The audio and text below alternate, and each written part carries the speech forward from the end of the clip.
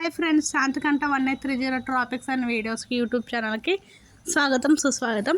ఈరోజు టాపిక్ వచ్చేసి జ్వరం వచ్చింది, రాబోతుంది, వస్తూ ఉంది అని. జ్వరం కోసం టాపిక్ ఏంటి, అసలు ఏమైంది, జ్వరం వల్ల కూడా కొన్ని డేంజర్స్ ఉంటాయి. ఆ టాపిక్ కోసం చెప్పుకుందాం, వచ్చేసేయండి.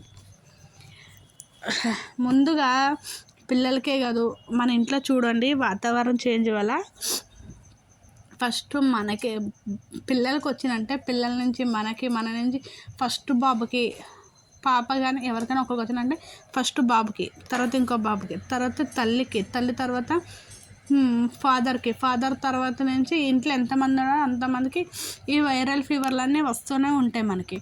మనం ఏం చేస్తాము, హాస్పిటల్కి వెళ్ళి తగ్గించుకుని, లేకపోతే ఇంకో లైట్గా ఉన్నప్పుడు మనకు అర్థమైపోతాయి, టాబ్లెట్స్ ఇవన్నీ వేసేసుకుని మన ఓపిక పెట్టుకుని ఉంటాం.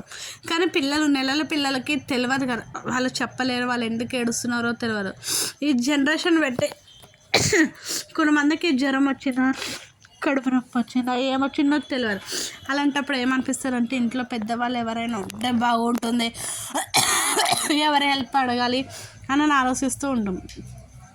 నాకు తెలుసు అయితే మనకేమైనా తెలిసిందో ఇలా చేయండి అలా చేయండి అని చెప్పాలి, లేకపోతే పక్కనున్న వాళ్ళకి మనం ఒక సాయంగా హాస్పిటల్ తీసుకెళ్ళడం అలాంటివి చేయాలి.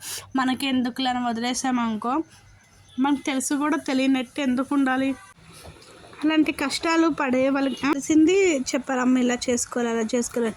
ఇవి చెప్పడం కూడా అవసరమా అంటే అవసరమే. మనం కూడా ఒకప్పుడు అత్త మామ లేని జీవితము, ఆ తల్లి లేని జీవితము గడుపు ఉంటాం కదా. మన రోజులు గుర్తించుకుని వీళ్ళని హెల్ప్ చేస్తే ఏమవుతుంది, అనవసరంగా పక్కింటోళ్ళే కదా మనకేమైంది, మన పిల్లలు బాగానే ఉన్నారు కదా, ఇలాగా అలాగా నన్ను అనుకుని కక్షలు పెట్టుకుని గొడవలు పడితే ఏమవుతుంది. ఒక అక్కకి తెలిసి కూడా పక్కింటి పాపకి జ్వరం వస్తే ఇలా చెయ్యం, హాస్పిటల్కి బాగా చిన్నప్పటి నుంచి ఆ పిల్లని ఆ అక్క బాగానే చూసుకునేది. వాళ్ళ ఆమెకి ఏదో గొడవ వచ్చి ఆ పిల్లని పట్టించుకోవడం మానేస్తే ఆ అక్కకి వాళ్ళ ఆ పిల్ల బెంగ పెట్టుకుంది.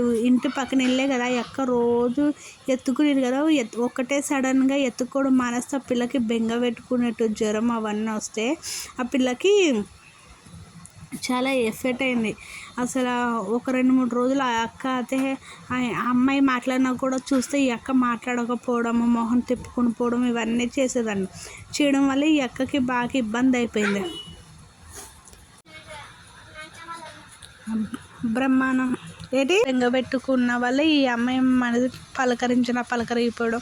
ఆ పిల్ల ఇంకా 2 డేస్కి ఫుల్ ఫీవర్ అయిపోతే హాస్పిటల్కి తీసుకెళ్ళినా తగ్గలేదు, ఇంటికి పంపించారు. ఏం తినేది కాదు, తాగేది కాదు, వామిటింగ్స్, మోషన్స్ ఇవన్నీ అయిపోయి ఆ పిల్లకి బాగా సీరియస్ అయిపోయింది. సీరియస్ అవుతే ఆ పిల్ల వల్ల అలా ఆయన వెళ్ళి, అక్క నీ మీద మా పాప బెంగ పెట్టుకుంది, అక్క వచ్చి ఒకసారి మాట్లాడక, మీకు గొడవలు ఉంటే తర్వాత చూడక, పిల్ల ప్రాణం పోయేలా ఉంది అక్క, ప్లీజ్ అక్క అలా ఇలా అని బతిమాలితే అప్పుడు ఆమెకు కూడా బాధ అనిపించి వచ్చి పాప దగ్గరకు వచ్చి, అమ్మ విక్కీ నికన్య లేమ్మా, నేను ఆంటీని వచ్చాను చూడు, ఆమె పేరు చెప్పావని చేస్తే ఆ పాప లేచి ఆంటీ అని నా పిల్లకి దగ్గరగా సంవత్సరం ఉంటే అలా ఇలా అని చెప్పడం వల్ల లేచినాక ఆ పాపకి వాళ్ళ ఇంటికి ఎత్తుకుపోయి ఒక 10 నిమిషాలు 20 నిమిషాలు ఆడిపించినాక ఏం తింటావు ఏం తాగుతావు అంటే, ఆంటీ నేను పాలు తాగుతా ఆంటీ అంటే ఆ యొక్క పాలు వేడి చేసి ఇచ్చి తాగపెట్టిందండి. తాగబెట్టాక మందులు అవన్నీ వేసాక ఆ రోజు అంతా ఉంచుకొని పక్కన వెళ్ళే కదా అలా తిప్పుకుంటున్నాను. ఇందువల్ల మనకి ఏ గొడవలు వచ్చినా కానీ మన పక్కింటి పిల్లల మీద వాళ్ళకి ప్రేమ దగ్గరికి రానియాలి. అట్లా వల్ల ఆ పిల్లకి ఇబ్బంది. చిన్న జ్వరమే కదంటే పిల్ల ఎక్క ఎంత బాగా చూసుకుంటే మాత్రం అంత బెంగ పెట్టుకుంటుంది. ఇవన్నీ ఆలోచించాలి. పిల్లల్ని అనగా మన పంతానికి పోయి పిల్లల ప్రాణంతో జీవితంతో ప్రాణంతో ఆడుకోకూడదు. ఈ వీడియో కానీ మీకు నచ్చితే లైక్ అండ్ షేర్ సబ్స్క్రైబ్ చేసుకోండి. ఏంటంటే మన పిల్లలు ఎంత వాళ్ళు కూడా అంతే కదా. ఆ యొక్క స్నానం చేయించేదంట, ఆ పిల్ల ప్రెగ్నెన్సీతో ఉన్న కానుంచి అక్క చూసుకుందంట. ఆ పాప డెలివరీ అయ్యాక కూడా ఆ పిల్లకి స్నానం చేపియడం అవన్నీ ఈ అక్కనేనంటే ఇంకొక తల్లిలా చేసిందంట. అంటే అత్త మామ లేరు, తల్లిదండ్రులు కూడా లేరు ఇది అనేసి బాగా, అంటే తల్లిదండ్రులు ఉన్నా కానీ వీళ్ళది లవ్ మ్యారేజ్ కాబట్టి ఎవ్వరు చూసి వాళ్ళ అత్త మామ అత్త లేరు, వాళ్ళ అమ్మ పట్టించుకునేది కాదు. లవ్ మ్యారేజ్ వల్ల ఇంక ఇవన్నీ అక్కే చూస్తున్నాడు. పెళ్ళి అయిన కాంచి అన్నీ ఆ అక్కే కాబట్టి హాస్పిటల్ తీసుకెళ్ళి డెలివరీ కూడా ఈ అక్క చేయడం వల్ల అంత విధిగా అయిపోయిన. పెద్దమ్మ అంటూ ఉండేదంట ఆ అక్క నా పాప పెద్దమ్మ అన్నాడు. అందుకే నువ్వు మీరు అనొచ్చు పక్కింటి అప్పుడు మీరు కూడా బెంగ పెట్టుకుంటారంటే మరి చిన్నప్పటి నుంచి ఈ అక్కనే కదా నేనే, అందుకోసము ఈ బెంగ పెట్టుకుంటారు అందరు అన్నీ అట్టే. అప్పటికి ఆ పిల్లని అక్క ఇడిచిపెట్టారు. ఇప్పుడు ఆ పిల్ల స్కూల్కి కూడా వెళ్తుంది.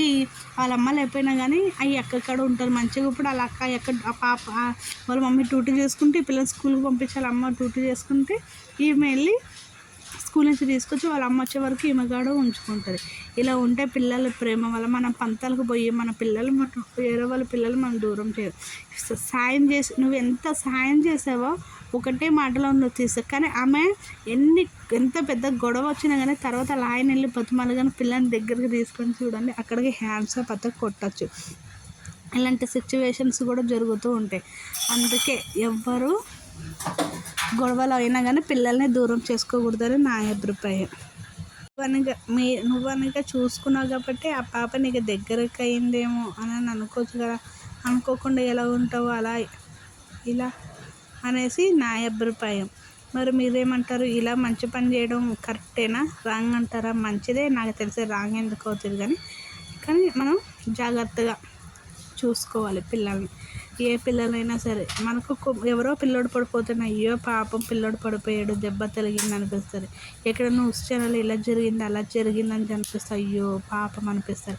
ఇలానే మన వల్ల ఇంకొక బిడ్డకి ప్రాణం పోయేంత స్థితికి తీసుకురా. మన పెద్దలు పంతంగా ఉన్నా కానీ పంతంగానే ఉండరు, చిత్రంగా జరుగుతూ ఉంటాయి. ఇలాంటి బంధాలు మంచివే అవుతూ ఉంటాయి. మన వాళ్ళు అన్నది ఎవరే కాదన్న వాళ్ళే మన వాళ్ళు అవుతారు.